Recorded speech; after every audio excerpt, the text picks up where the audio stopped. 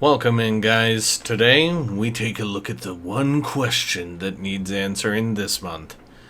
Should you platinum Kingdom Hearts? The first one. Let's check it out.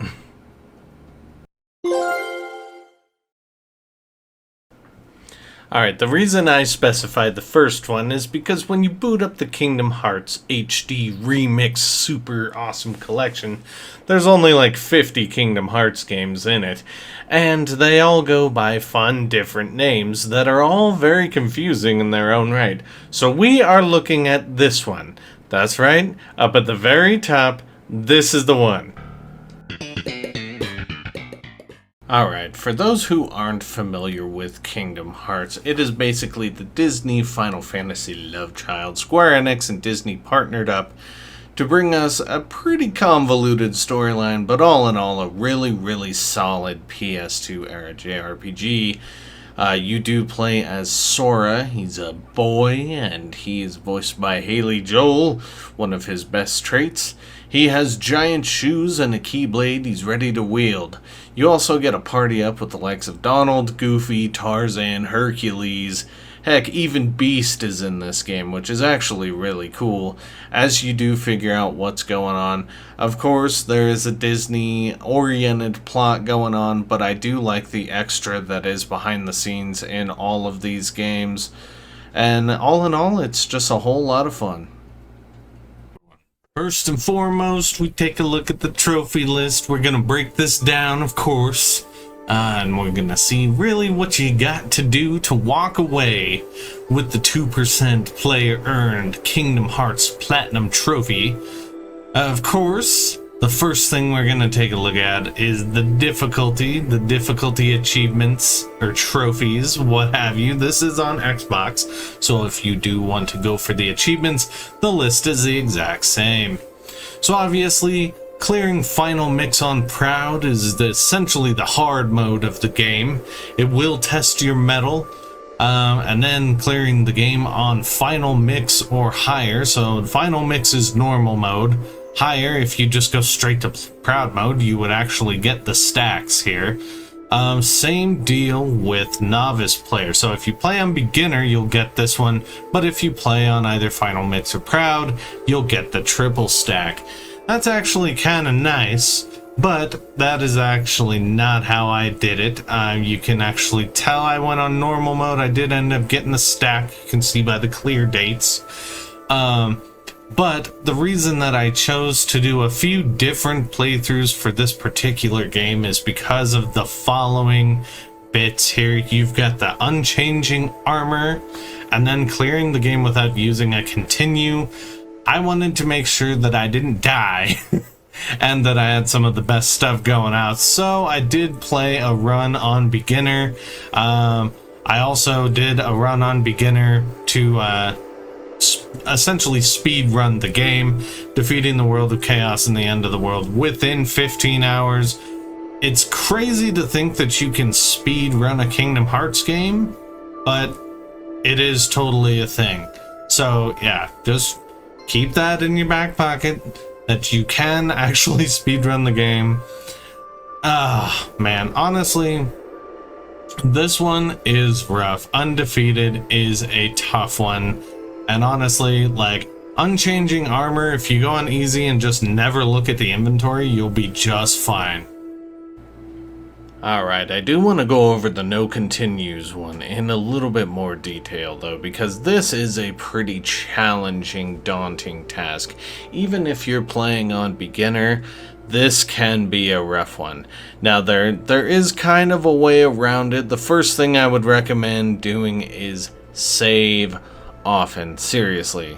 Every time there's a save point, hit it. If you happen to be passing a save point, hit it. Because they're not going to penalize you for a certain amount of saves or anything like that. But what will penalize you is if you get killed and you have to go out to the main menu to avoid pressing continue and you load up and your save is 3 hours ago. So make sure that you're saving a lot, make sure you're being careful, use your defense, heal often, and if you do see the continue screen, if it does actually pop up and you get Sora floating there, hearting it up, hanging out, Do not press continue, obviously, and do not even press load game. I'm serious. Just back out all the way to the PlayStation or Xbox dashboard, then go ahead and do your thing. Because honestly, it's better safe than sorry, because if you see this screen, you do not want to press either of those. Trust me. Okay, next phase is what I would call more the optional stuff. This isn't story progression. This is kind of the end game stuff. Vanquishing the mysterious man in Hollow Bastion. He's an optional boss. Defeating the Phantom, optional boss there at the clock tower, tough battle. Kurt Zisa and Agrabah, another optional boss. And then of course winning the numerous cups across the Colosseum there for Hercules, the last of which is standing against Sephiroth. A pretty tough encounter for sure, but yeah, every single one of these is going to test your mettle. Sephiroth in particular is a cheater.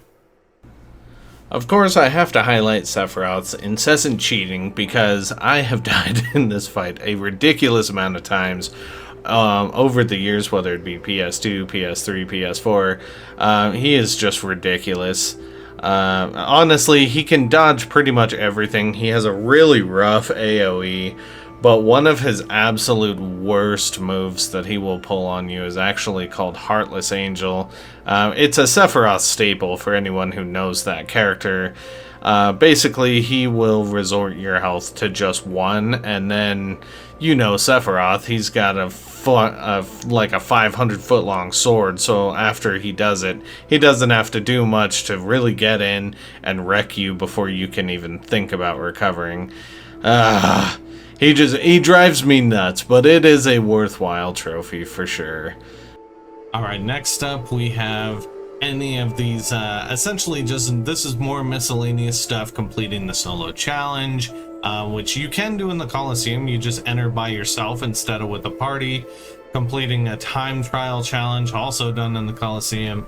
Leveling yourself up to level 100, which requires a bit of farming depending on how you choose to answer certain questions at the beginning of the game.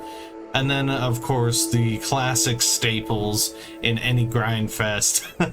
Obtaining 100 treasure chests, obtaining a lot of money, defeating a bunch of Heartless, 2,000 Heartless. You're going to get these over time. Just as you play, you're going to end up opening 100 chests. You're going to end up getting all that money. And, of course, the Heartless, that's going to come naturally. Alright, now we reach actual, like, campaign progression.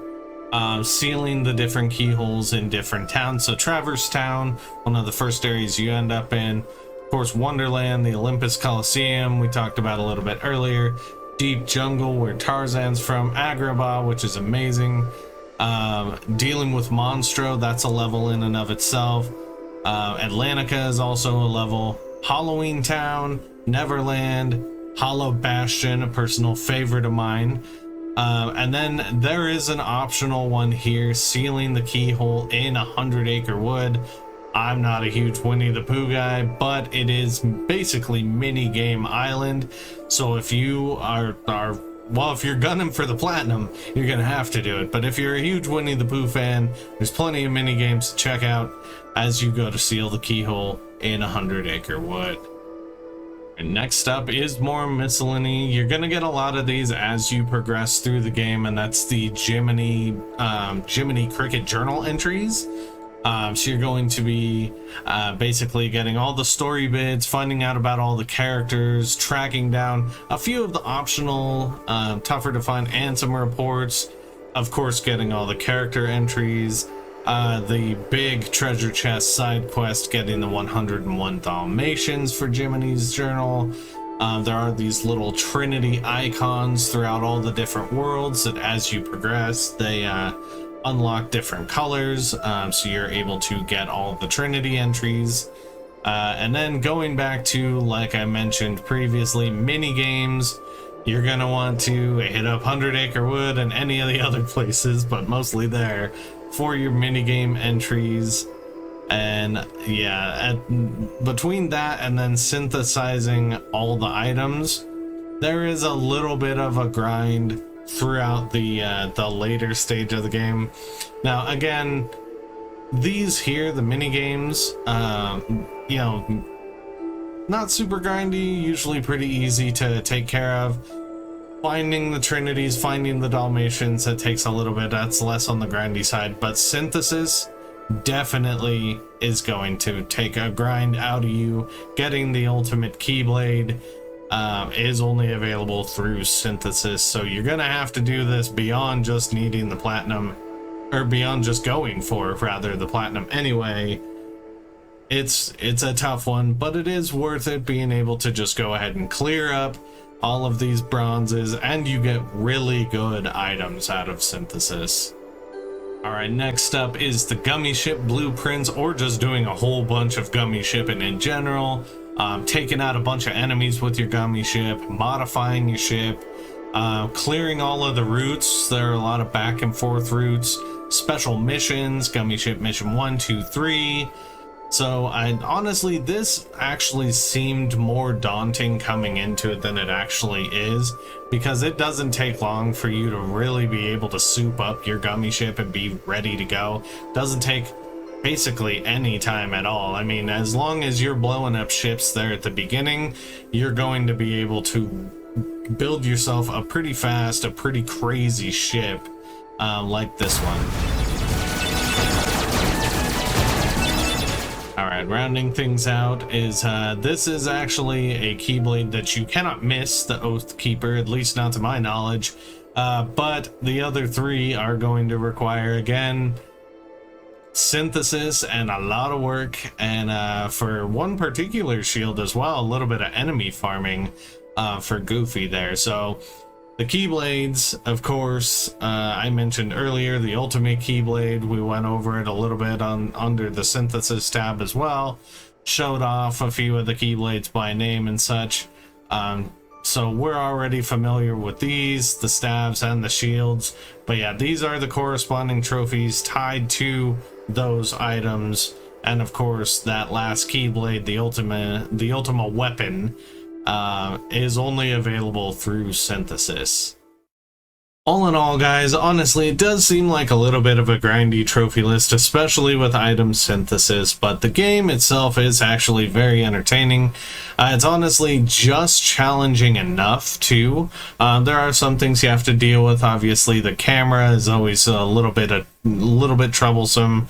Some random insta-kills from guys like Sephiroth tend to take place that might work against your continue run, but in general, the game itself isn't super taxing, and honestly, like, a foray into Kingdom Hearts is actually a nice stepping stone into a really unique narrative, and where the challenge isn't super crazy to be able to get this platinum trophy, it's worth the time that you put in, especially if you're a Disney nut. Like, if you like Disney, if you like Final Fantasy, give it a shot, because it is actually a really entertaining game. But as always, guys, I'm gonna leave it to you. I personally think you should get the platinum in this, but I mean, you guys have seen all of my videos. I can always find a reason to get a platinum. Anyway, gang, I will leave it to you, like I said, but as always, if you need to stay up to date with all things on my channel, you guys know what to do. Drop a like and subscribe. Have a good one, guys.